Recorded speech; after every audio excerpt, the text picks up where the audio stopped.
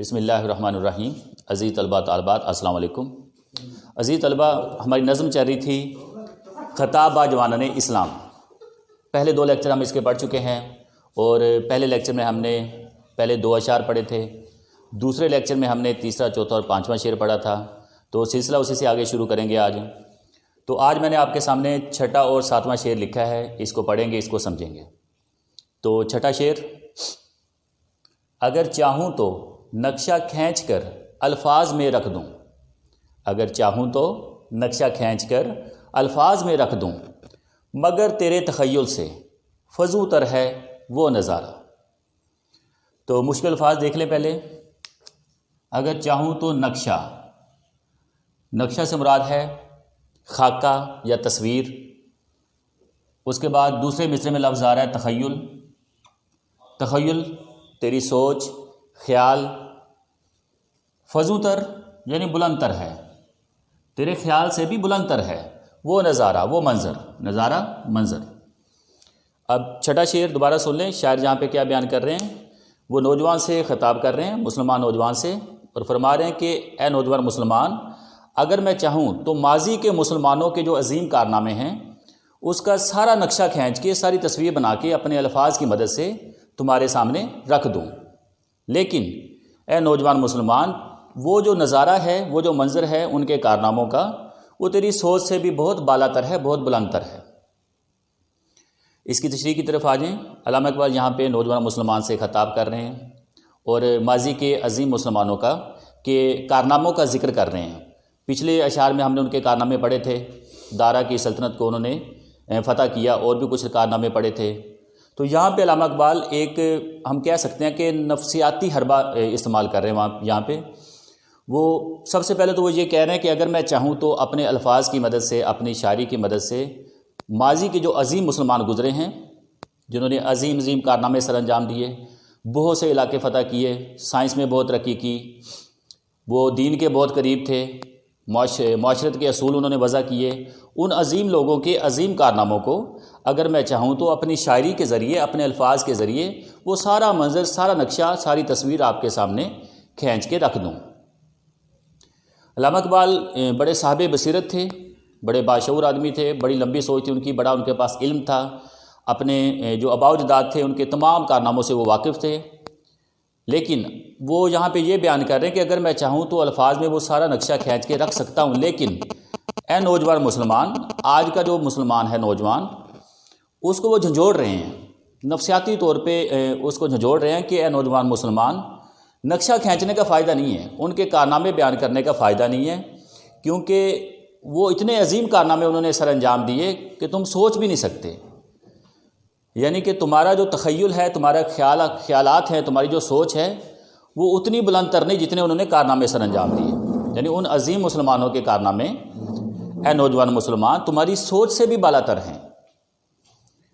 ہم کہہ سکتے ہیں کہ جب ہم کسی کو جھنجھوڑنا ہو، کسی کو کوئی سبق دینا ہو، تو ہم اس کو نفسیاتی حربہ یہ اپناتے ہیں، اس کو تھوڑا سا یہ بتاتے ہیں کہ تو کسی کام کا نہیں ہے، تمہارے پاس وہ سوچ نہیں ہے، تمہارا وہ عمل نہیں ہے، تمہارا وہ کردار نہیں ہے، تو کسی کو جھنجھوڑنے کے لیے، کسی کو بیدار کرنے کے لیے۔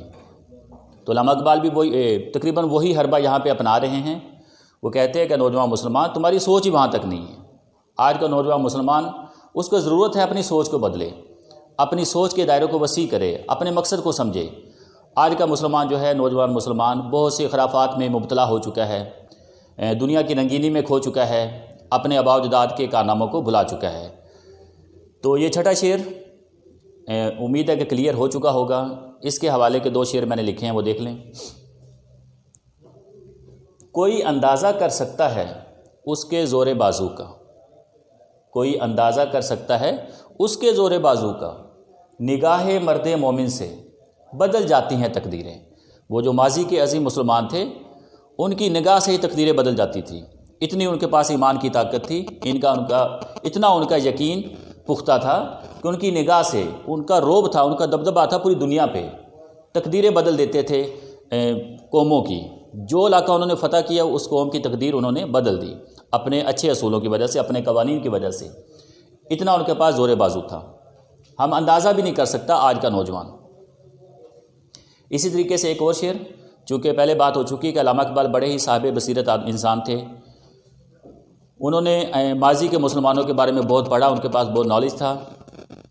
تو یہ بھی علامہ اقبال کا شعر ہی ہے، محروم تماشا کو پھر دیدہ بینا دے، محروم تماشا کو پھر دیدہ بینا دے، دیکھا ہے جو کچھ میں نے اوروں کو بھی دکھلا دے۔ اللہ سے دعا کر رہے ہیں کہ جن لوگوں نے ماضی کے جو عظیم مسلمان تھے ان کے کارناموں سے جو لوگ ناواقف ہیں، محروم ہیں، جنہوں نے وہ منظر نہیں دیکھا، جو پڑھا نہیں وہ منظر، ان کو بھی دیدہ بینا دے، دیکھنے والی آنکھ دے، سوچنے والی آنکھ دے، سوچنے کی صلاحیت دے، ان کو شعور دے۔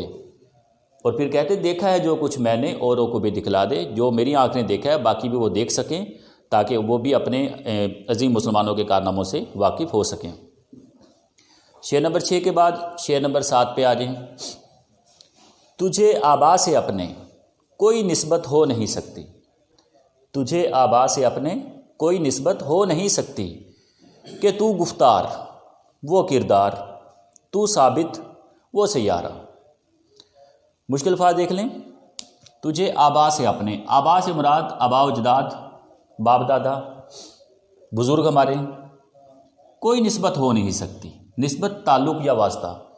پھر وہ نوجوان مسلمان کو جھنجھوڑ کے کہہ رہے ہیں کہ نوجوان مسلمان، تجھے اپنے آبا و اجداد کے ساتھ تمہارا کوئی واسطہ یا تعلق نظر نہیں آتا، کہ تو گفتار، گفتار کا مطلب بات چیت کرنے والا، باتیں بنانے والا، صرف گفتگو کرنے والا، وہ کردار تھے، وہ عمل تھے، وہ عملی طور پہ کام کرتے تھے، وہ عمل سے ہر بات ثابت کرتے تھے، تو ثابت ہے۔ پھر وہ موازنہ کر رہے ہیں کہ اے نوجوان مسلمان تو ثابت ہے۔ آج کے مسلمان ثابت ہیں، رکے ہوئے ہیں، ٹھہرے ہوئے ہیں۔ ثابت کا مطلب ساکن، ایک جگہ پہ ٹھہرا ہوا، جو کوشش نہیں کرتے، حرکت نہیں کرتے۔ لیکن وہ ماضی کے مسلمان کیا تھے؟ وہ سیارہ تھے، وہ ہر وقت حرکت میں رہتے، متحرک رہتے، کوشش کرتے، جد و جہد کرتے۔ تو اس شعر کا مفہوم سن لیں۔ شاعر یہاں پہ بیان کرتے ہیں کہ اے نوجوان مسلمان، تجھے دیکھ کے یوں لگتا ہے، یعنی آج کے نوجوان مسلمان کے کردار کو، اس کے اعمال کو دیکھ کے یوں لگتا ہے کہ آج کے مسلمان کا اپنے ماضی کے جو مسلمان تھے، آبا و اجداد، ان سے کوئی تعلق نہیں ہے، وہ واسطہ تعلق نظر ہی نہیں آتا، لگتا نہیں کہ یہ اس عظیم قوم کے فرد ہیں، نظر نہیں آتا وہ۔ اور پھر وہ موازنہ کر رہے ہیں، تو گفتار، تو باتیں بنانے والا، خیالی پلاؤ پکانے والا، وہ لوگ کردار تھے، وہ عمل کرتے تھے، عمل سے اپنے تمام کام یعنی کہ ثابت کرتے تھے۔ ثابت تو ٹھہرا ہوا ہے، رکا ہوا ہے، اور وہ حرکت کرنے والے تھے، کوشش کرنے والے تھے۔ یہاں پہ بھی علامہ اقبال نوجوان مسلمان سے خطاب کر رہے ہیں، اس کو جھنجھوڑ رہے ہیں ذہنی طور پہ، اور نوجوان مسلمان کے کردار کو دیکھ کے وہ یہ کہہ رہے ہیں کہ تمہارا کوئی تعلق نظر نہیں آتا اپنے آبا و اجداد سے۔ ماضی کے جو مسلمان تھے، یہ بات پہلے بھی ہو چکی ہے کہ ان کے کارنامے اگر دیکھیں تو سائنس کو تجرباتی بنیاد دی مسلمانوں نے۔ بڑے بڑے عظیم سائنسدانوں کے نام، جابر بن حیان، ابن الحیثم، ابو علی سینا، ٹھیک ہے، آپ نے ایک سبق پڑھا ہوگا، ابوالقاسم زہراوی۔ ریاضی کے میدان میں موسیٰ الخوارزمی کا نام سنا ہوگا، اس کے بعد البیرونی جس نے زمین کا محیط معلوم کیا تھا 1000 سال پہلے۔ تو وہ سائنس کے میدان میں بھی آگے تھے، علم کے میدان میں بھی آگے تھے۔ اسی طریقے سے وہ لوگ سیاست میں بھی بہت آگے تھے، سیاست کے اصول وضع کیے، حکومتیں کیسے قائم کرنی ہیں۔ وہ لوگ جہاد کرتے تھے، تیغوں کے سائے میں رہتے تھے، جہاں پہ بھی ظلم و ستم ہوتا اس علاقے کو فتح کرتے، مظلوم کا سہارا بنتے۔ اسی طریقے سے وہ لوگ علم کے میدان میں آگے تھے، دین کے بہت قریب تھے۔ ان کے جو سلطنت کا خلیفہ، جو بادشاہ ہوتا، وہ بھی دین کے بہت قریب ہوتا۔ وہ ایسے عظیم لوگ تھے، ان میں تمام خوبیاں پائی جاتی تھیں۔ لیکن آج کے مسلمان کو دیکھیں، وہ سائنس میں بھی پیچھے ہے۔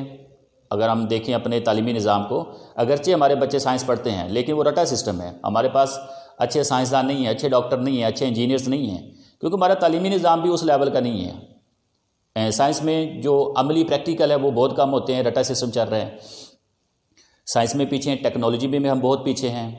اسی طریقے سے ہم دین سے بھی دور ہو چکے ہیں، اپنی تہذیب و ثقافت کو بھلا چکے ہیں۔ رہن سہن کے طریقے دیکھ لیں ہم، آج کا نوجوان مسلمان، اس کا لباس، اس کی بول چال، وہ سارا کچھ مغربی تہذیب کو اپناتا ہے، اس پہ فخر محسوس کرتا ہے۔ تو یوں لگتا ہے آج کے نوجوان مسلمان کو دیکھ کے، اس کا لباس، اس کا اٹھنا بیٹھنا، اس کی بات چیت، اس کا کردار، یوں لگتا ہے کہ اس کا اپنے آباء و اجداد سے کوئی تعلق ہی نہیں ہے۔ اگرچہ وہ اسی قوم کا فرد ہے، اگرچہ وہ مسلمان ہے، لیکن وہ تعلق نظر نہیں آتا۔ وہ عملی طور پہ کوئی تعلق نظر نہیں آتا۔ آج کا جو نوجوان مسلمان ہے وہ صرف باتیں بنانا جانتا ہے، بڑی بڑی باتیں کرے گا، خیالی پلاؤ پکائے گا آج کا مسلمان، لیکن عملی طور پہ کچھ بھی نہیں کرتا۔ اگر دیکھا جائے تو مسلمان ذلیل و خوار ہو رہے ہیں، تو باتوں سے تو مذمت کر دیتے کہ ہم مذمت کرتے ہیں اس واقعے کی، لیکن عملی طور پہ اس کو کوئی روکتا نہیں ہے۔ ظلم کو ہاتھ سے روکنا مسلمان پہ فرض ہے، لیکن ایسا کوئی نہیں کرتا۔ وہ مسلمان کردار تھے بڑے بڑے، یہ دیکھ لیں کہ موسیٰ بن نصیر، ٹھیک ہے، اسپین کو فتح کرنے کے لیے طارق بن زیاد کو بھیجا۔ اسی طریقے سے حجاج بن یوسف، اس نے پہلے خط لکھا راجہ داہر کو، راجہ داہر نے سمجھا کہ یہ صرف باتیں بنانے والے ہیں مسلمان، لیکن انہوں نے عملی طور پہ ثابت کیا، محمد بن قاسم کو بھیجا، ہندوستان کو فتح کیا۔ وہ لوگ عملی طور پہ ثابت کرتے تھے۔ آج کا نوجوان صرف باتیں بنانا جانتا ہے، خیالی پلاؤ بنانا جانتا ہے۔ تو ثابت ہے، آج کا مسلمان ثابت ہے، رکا ہوا ٹھہرا ہوا ہے، وہ زمانے کی ترقی کے ساتھ چل نہیں رہا۔ ہم سائنس میں پیچھے ہیں، معاشرت میں پیچھے ہیں، تو آج کا مسلمان ٹھہرا ہوا ہے، رکا ہوا ہے، وہ جد و جہد نہیں کرتا، کوشش نہیں کرتا۔ لیکن وہ ماضی کے مسلمان سیارہ تھے، مسلسل حرکت میں رہتے۔ اگر ہم دیکھتے تو ایک ہی وقت میں افریقہ میں بھی مسلمانوں کی فوج ہے، ٹھیک ہے، لشکر ہے، ایشیا میں بھی، یورپ میں، تو وہ لوگ ہر وقت حرکت میں رہتے، کوشش میں رہتے، جد و جہد میں رہتے۔ تو عزیز طلبہ، 7واں شعر ہمارا ہو چکا ہے، اس کے حوالہ جات کے اشعار دیکھ لیں۔ تھے تو آبا تمہارے ہی مگر تم کیا ہو، تھے تو آبا تمہارے ہی مگر تم کیا ہو، ہاتھ پہ ہاتھ دھرے منتظر فردا ہو۔ یعنی وہ تمہارے آباء و اجداد تھے، اسی قوم کا تو فرد ہے، لیکن آج کا جو مسلمان ہے وہ ہاتھ پہ ہاتھ دھرے آنے والے کل کے انتظار میں ہے کہ شاید آنے والا کل بہتر ہو، کوشش نہیں کر رہا، صرف بہتری کی امید لگا کے بیٹھا ہوا ہے۔ ایک اور شعر میں نے ایڈ کیا ہے، یہ امید ہے کہ آپ کو آتا ہوگا، آسان شعر ہے، مشہور شعر ہے۔ عمل سے زندگی بنتی ہے جنت بھی جہنم بھی، عمل سے زندگی بنتی ہے جنت بھی جہنم بھی، یہ خاکی اپنی فطرت میں نہ نوری ہے نہ ناری ہے۔ خاکی انسان جو خاک سے بنا ہوتا ہے، نوری نور سے بننے والے فرشتے، ناری جو آگ سے پیدا ہوتی ہے یہ مخلوق جیسے جن وغیرہ ہیں۔ تو ساری بات کس پہ آگے ختم ہوتی؟ عمل پہ۔ تو آج کے نوجوان مسلمان کو، آج کی مسلمان قوم کو عمل کی ضرورت ہے۔ عمل سے وہ ثابت کر سکتے ہیں، عمل سے ہی وہ اپنی معاشرے کو بہتر کر سکتے ہیں، ترقی کی راہ پہ گامزن ہو سکتے ہیں۔ تو عزیز طلبہ، آج ہم نے خطاب با جوانان اسلام کے 2 اشعار پڑھے ہیں، 6واں اور 7واں۔ تو انشاءاللہ اگلے لیکچر میں پھر ملاقات ہوگی، مزید اشعار کو پڑھیں گے۔ اجازت دیجیے، اللہ حافظ۔